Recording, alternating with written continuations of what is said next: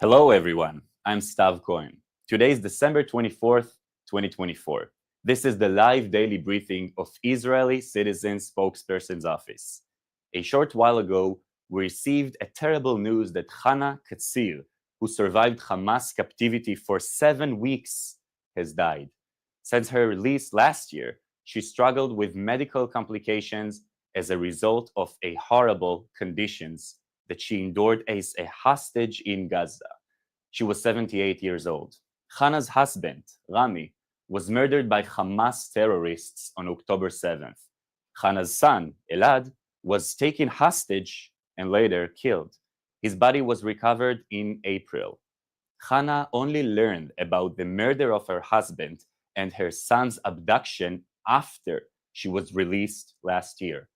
Hana's daughter, Karmit, said her mother's heart could not withstand the terrible suffering since October 7th. Right now, the lives of all the surviving hostages are in immediate danger. They're fighting to survive in horrific conditions in Gaza. There are reports that negotiations to ensure their release are ongoing. This is what we need right now. We need more pressure on Hamas and more pressure on the countries that support Hamas, like Qatar, Turkey, and Iran, so that Hamas will end the war it started and release the hostages. Last night, at around 2 a.m., the army of pirates in Yemen, known as the Houthis, fired a ballistic missile at Israel. I woke up from the siren, grabbed my dog, and ran with my fiancé to the nearest shelter. Fortunately, the missile was intercepted, but the threat remains. People have no idea who the Houthis are or what they are fighting for. Everyone should know who the Houthis are and why they are fighting for. The Houthis say it very clearly. This is their motto: Allahu Akbar, death to America, death to Israel, curse be upon the Jews, victory to Islam. Is that clear? After the October 7th massacre, the Houthis in Yemen opened a new front against Israel. They fired ballistic missiles. They launched explosive drones. The Houthis saw what Hamas did on October 7th and said, well, we like that. we're going to defend Hamas. The Houthis do not produce their own ballistic missiles. They do not produce their own drones. The Houthis get their missiles and drones from the Iranian regime. The threat of the Houthis in Yemen is not just a threat to Israel. It is a threat to the whole world. The Houthis have closed international shipping in the Red Sea for more than a year.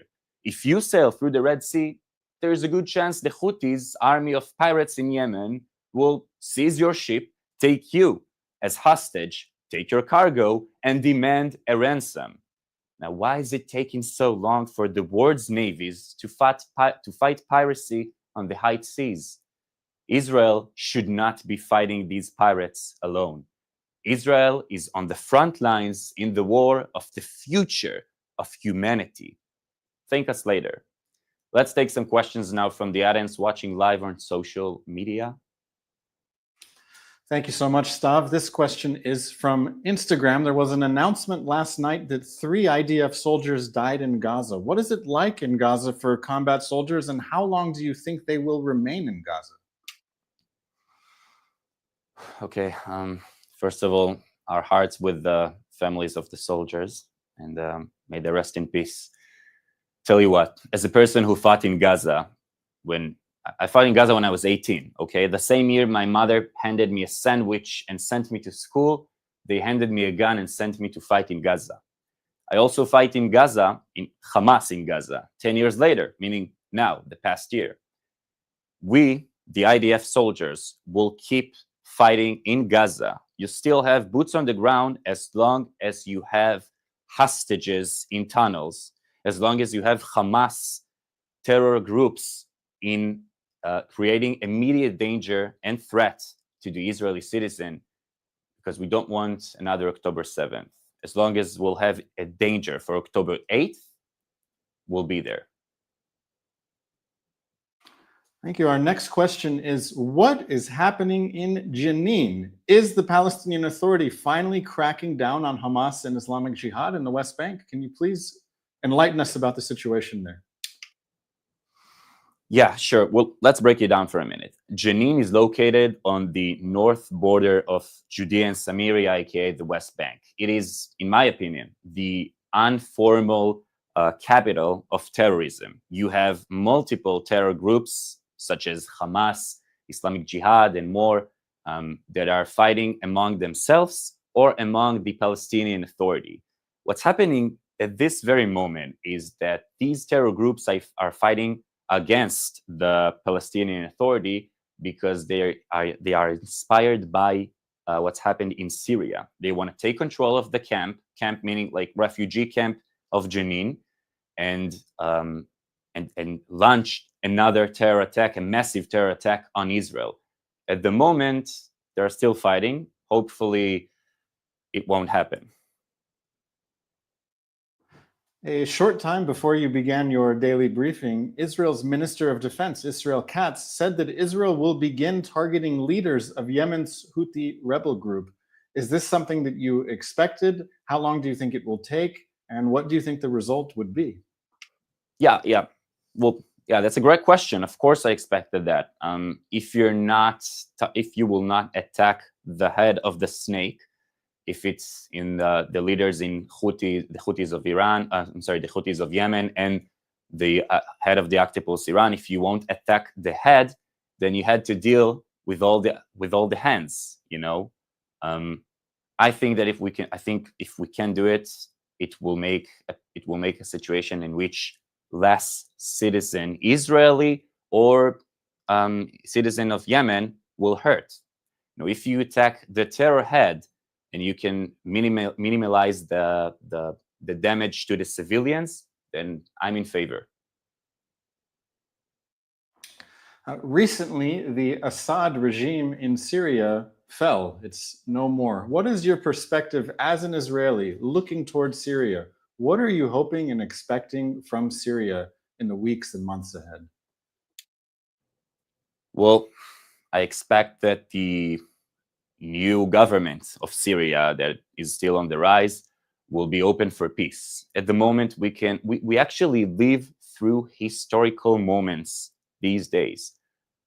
The new government of Syria has the opportunity to make Syria let's say, a state in which they have healthcare, they have roads, schools, that the level of their life will be high.